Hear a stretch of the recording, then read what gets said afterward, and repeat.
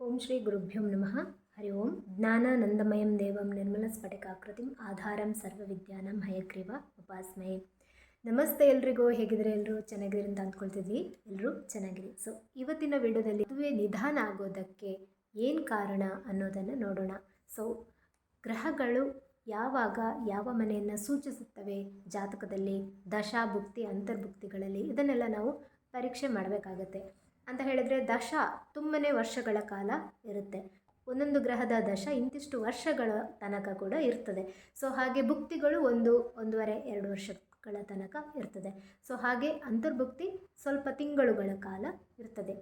ಈ ಒಂದು ದಶಾಭುಕ್ತಿ ಅಂತರ್ಭುಕ್ತಿಗಳನ್ನು ಪರೀಕ್ಷಿಸಿ ನಾವು ಡಿಸಿಷನ್ಗಳನ್ನು ತಗೋಬೇಕಾಗುತ್ತೆ, ಯಾವಾಗ ಇವರಿಗೆ ಮದುವೆ ಆಗುತ್ತೆ ಅನ್ನೋದನ್ನು.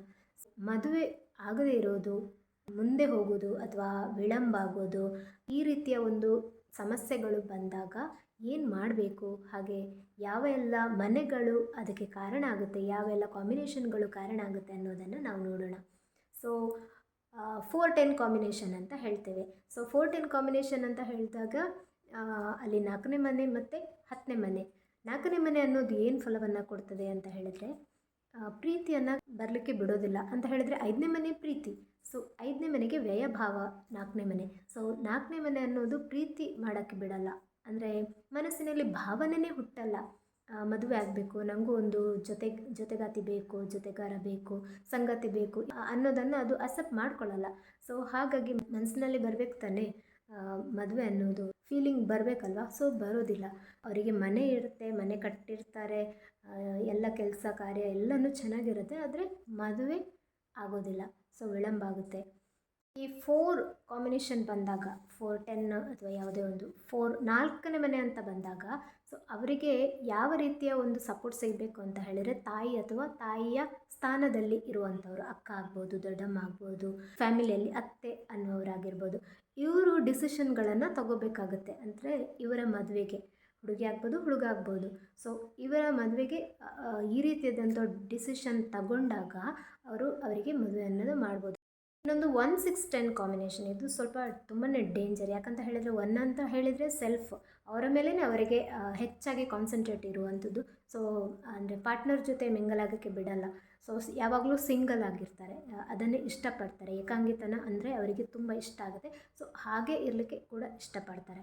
ಹಾಗೆ 6ನೇ ಕಾಂಬಿನೇಷನ್ ಅಂತ ಹೇಳಿದರೆ ಜಗಳಗಳನ್ನು ಕ್ರಿಯೇಟ್ ಮಾಡುವಂಥದ್ದು, ಡಿಸ್ಕಷನ್, ಪಾರ್ಟ್ನರ್ ಜೊತೆ ಸಲಿಗೆಯಿಂದ ಇರೋಕ್ಕಾಗಲ್ಲ. 2ನೇ ಮನೆಗೆ 1ನೇ ಮನೆ ವ್ಯಯಭಾವ. ಸೊ ಅಲ್ಲಿ ಕೂಡ ಸಮಸ್ಯೆಗಳು ಬರುತ್ತೆ. ಸೊ ಮಾತಿನಲ್ಲಿ ಮಾತಾಡಲ್ಲ, ಸಿಂಗಲ್ ಆಗಿ ಇರ್ತಾರೆ. ಹಾಗೆ ಮಾತಾಡಿದರೂ ಅದು ಜಗಳ ಆಗುತ್ತೆ. ಈ ರೀತಿಯಾಗಿ 10ನೇ ಮನೆ ಅಂತ ಹೇಳಿದರೆ ಎಗೇನ್ ಅದು ಈಗೋ ಕಾಂಬಿನೇಷನ್, ಈ ರೀತಿಯೆಲ್ಲ ಆಗುತ್ತೆ. ಸೊ ನಾನು, ನನ್ನದು, ನನ್ನಿಂದ, ನಾನೇ ಮಾಡಿದ್ದು, ಕಂಡೀಷನ್ಗಳನ್ನು ಹಾಕುವಂಥದ್ದು, ಇದೆಲ್ಲ ಇರುತ್ತೆ. ಸೊ ಈ ರೀತಿಯಾದ ಕಾಂಬಿನೇಷನ್ ಬಂದಾಗ ಸ್ವಲ್ಪ ಮದುವೆ ಜೀವನ ಹಾಳಾಗುತ್ತೆ. ಸೊ ಹಾಗೆ ಮದುವೆ ಕೂಡ ಆಗಲ್ಲ, ಮದುವೆ ಆಗೋಕ್ಕೆ ಒಪ್ಪಲ್ಲ, ಪೋಸ್ಟ್ಪೋನ್ ಮಾಡ್ತಾ ಇರ್ತಾರೆ ಅಥವಾ ನೆಗ್ಲೆಕ್ಟ್ ಮಾಡ್ತಾ ಇರ್ತಾರೆ, ಅಥವಾ ಅವರಿಗೆ ಬೇಕಾದಂತಹ ಸಂಗಾತಿಯ ಒಂದು ಪ್ರಪೋಸಲ್ಗಳು ಬರಲ್ಲ, ಅವರಿಗೆ ಇಷ್ಟ ಆಗುವಂತಹ ಪ್ರಪೋಸಲ್ಗಳು ಬರಲ್ಲ. ಈ ರೀತಿಯಾಗಿ ವಿಳಂಬ ಆಗ್ತಾ ಇರುತ್ತೆ. ಈ ಸಮಯದಲ್ಲಿ ಏನು ಮಾಡಬೇಕು ಅಂತ ಹೇಳಿದರೆ, 6ನೇ ಮನೆ ಯಾವುದಿದೆ, 1ನೇ ಮನೆ ಯಾವುದಿದೆ, 10ನೇ ಮನೆ ಇದೆ ಯಾವುದು ನೋಡಿಕೊಂಡು ಆ ಒಂದು ಗ್ರಹದ ಒಂದು ಬೇಳೆಗಳನ್ನು, ಕಾಳುಗಳನ್ನು ಅಥವಾ ವಸ್ತುಗಳನ್ನು ದಾನ ಮಾಡಿದಾಗ ಅದರಿಂದ ಸ್ವಲ್ಪ ಬೆನಿಫಿಟನ್ನು ಪಡ್ಕೋಬಹುದು. ಹಾಗೆ ಯಾವುದು ಚೆನ್ನಾಗಿದೆ ಗ್ರಹ, 2ನೇ ಮನೆ, 7ನೇ ಮನೆ, 9ನೇ ಮನೆ, 11ನೇ ಮನೆ, ಈ ರೀತಿಯಾಗಿ ಆ ಗ್ರಹಗಳ ಒಂದು ಕಾಂಬಿನೇಷನ್ ಯಾವುದಿದೆ ಅಂತ ನೋಡಿಕೊಂಡು ಅದನ್ನು ಫಲವನ್ನು ಜಾಸ್ತಿ ಮಾಡಿದಾಗ ಮದುವೆ ಅನ್ನೋದು ಆಗುತ್ತೆ.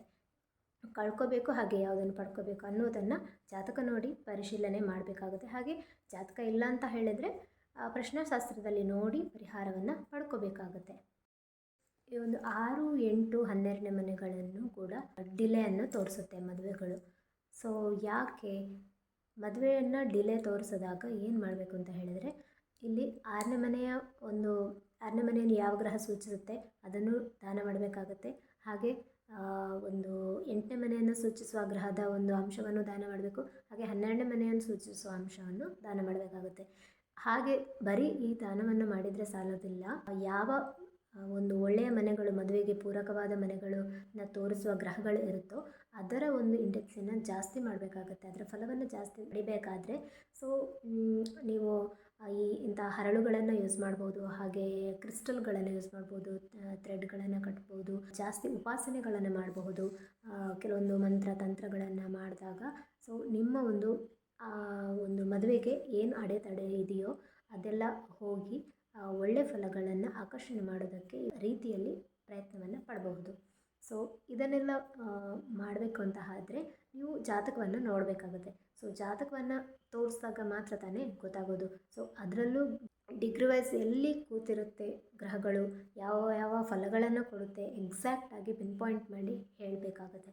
ಸೊ ಆಗ ಮಾತ್ರ ಯಾಕೆ ಮದುವೆ ಡಿಲೇ ಆಗುತ್ತೆ, ಏನು ಕಾರಣ, ಇದೆಲ್ಲವನ್ನು ತಿಳಿಸ್ಬೋದು. ಯಾರಿಗೆಲ್ಲ ಜಾತಕವನ್ನು ಬರೆಸಬೇಕು, ಜಾತಕವನ್ನು ನಮಗೂ ಒಂದು ಜಾತಕ ಕರೆಕ್ಟಾಗಿ ಡಿಗ್ರಿ ವೈಸ್ ಗ್ರಹಗಳು ಎಲ್ಲಿ ಕೂರುತ್ತಿರುತ್ತೆ, ಯಾವ ಯಾವ ಫಲಗಳನ್ನು ಕೊಡುತ್ತೆ, ಹಾಗೆ ನಿಮ್ಮ ನಕ್ಷತ್ರ, ರಾಶಿ, ಲಗ್ನ, ಯಾವ ಯಾವ ದಶ ಯಾವ ಟೈಮ್ನಲ್ಲಿ ನಡೀತದೆ, ಯಾವ ಗ್ರಹಗಳು ನಿಮಗೆ ಒಳಿತನ್ನು ಮಾಡುತ್ತೆ, ಯಾವ ಗ್ರಹಗಳು ನಿಮಗೆ ಯಾವ ವಿಷಯದಲ್ಲಿ ಸಮಸ್ಯೆಯನ್ನು ಕೊಡುತ್ತೆ, ಯಾವ ವಿಷಯದಲ್ಲಿ ಯಾವ ಗ್ರಹಗಳು ಒಳಿತನ್ನು ಮಾಡುತ್ತೆ, ಇದೆಲ್ಲವನ್ನು ತಿಳ್ಕೊಬೇಕಂತ ಹೇಳಿದರೆ ನೀವು ಈ ಒಂದು ಜಾತಕವನ್ನು ಬರೆಸಬೇಕಾಗತ್ತೆ. ಸೊ ಈ ಜಾತಕವನ್ನು ಬರೆದು ನಾನು ನಿಮಗೆ ಕೊಡುವಂತಹ ಪ್ರಯತ್ನವನ್ನು ನಾನು ಮಾಡ್ತೀನಿ.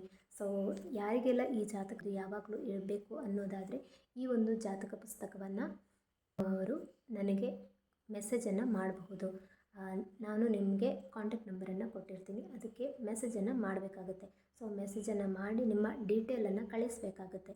ಬರ್ತ್ ಡೀಟೇಲ್ ಅಂದರೆ ಹುಟ್ಟಿದ ಸಮಯ, ಹುಟ್ಟಿದ ದಿನಾಂಕ, ಹಾಗೆ ಸ್ಥಳ, ಇದನ್ನೆಲ್ಲ ತಿಳಿಸಿ ಯಾರಿಗೆಲ್ಲ ಬೇಕು ಅನ್ನೋರು, ಅಗತ್ಯ ಇದೆ ನಿಮಗೆ ನಿಜವಾಗ್ಲೂ ಅಗತ್ಯ ಇದೆ ಅನ್ನುವರು ಹಾಗೆ ನಿಮ್ಮ ಜಾತಕವನ್ನು ತಿಳ್ಕೊಬಹುದು. ಇಷ್ಟು ಹೇಳ್ತಾ ಎಲ್ರಿಗೂ ಒಳ್ಳೆಯದಾಗಲಿ. ಯಾರಿಗೆಲ್ಲ ಮದುವೆ ವಿಳಂಬ ಆಗ್ತದೆ ಎಲ್ರಿಗೂ ಆದಷ್ಟು ಬೇಗನೆ ಮದುವೆ ಆಗಲಿ, ಒಳ್ಳೆಯ ವೈವಾಹಿಕ ಜೀವನ, ಒಳ್ಳೆಯ ಒಂದು ಮ್ಯಾರಿಡ್ ಲೈಫ್ ನಿಮಗೆ ಸಿಗಲಿ, ಇಷ್ಟಾರ್ಥಗಳೆಲ್ಲ ಸಿದ್ಧಿಯಾಗಲಿ ಅಂತ ಹೇಳ್ತಾ ಎಲ್ರಿಗೂ ಒಳ್ಳೆಯದಾಗಲಿ. ಸರ್ವೇ ಜನ ಸುಖಿನೋ ಭವಂತು, ಸಮಸ್ತ ಸನ್ಮಂಗಳಾನಿ ಭವಂತು.